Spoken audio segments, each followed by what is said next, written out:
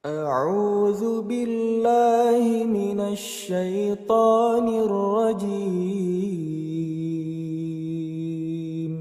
بسم الله الرحمن الرحيم.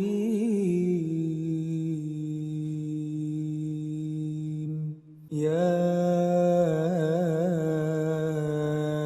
أيها المزمل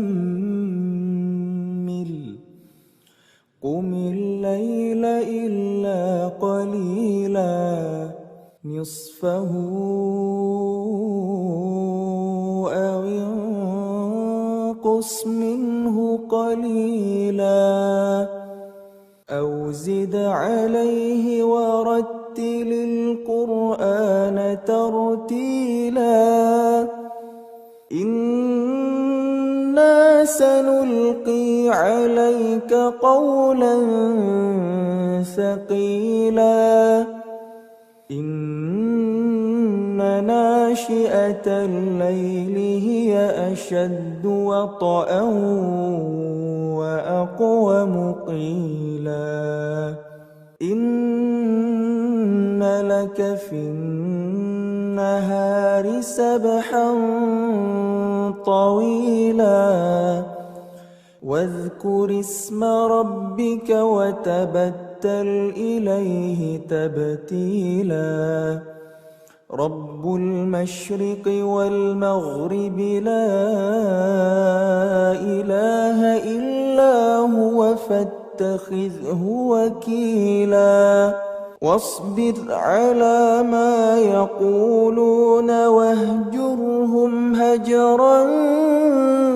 جميلا وذرني والمكذبين أولي النعمة ومهلهم قليلا إن لدينا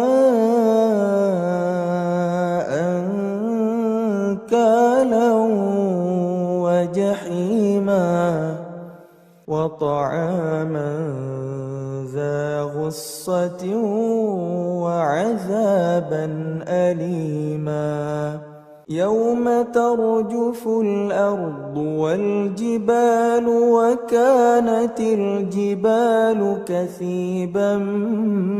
مهيلا إنا أرسلنا إليكم رسولا شاهدا عليكم كما أرسلنا إلى فرعون رسولا فعصى فرعون الرسول فأخذناه أخذا وبيلا فكيف تتقون إن كفرتم يوما يجعل الولدان شيبا السماء منفطر به كان وعده مفعولا إن هذه تذكرة فمن شاء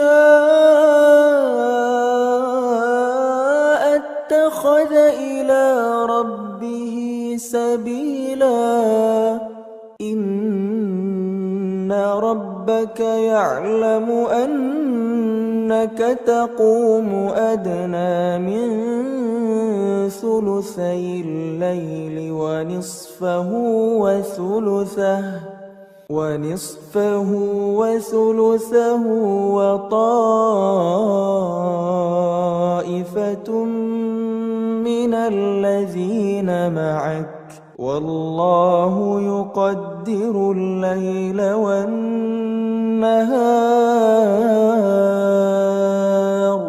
علم أن لن تحصوه فتاب عليكم فاقرؤوا ما تيسر من القرآن. علم أن سيكون منكم مرضى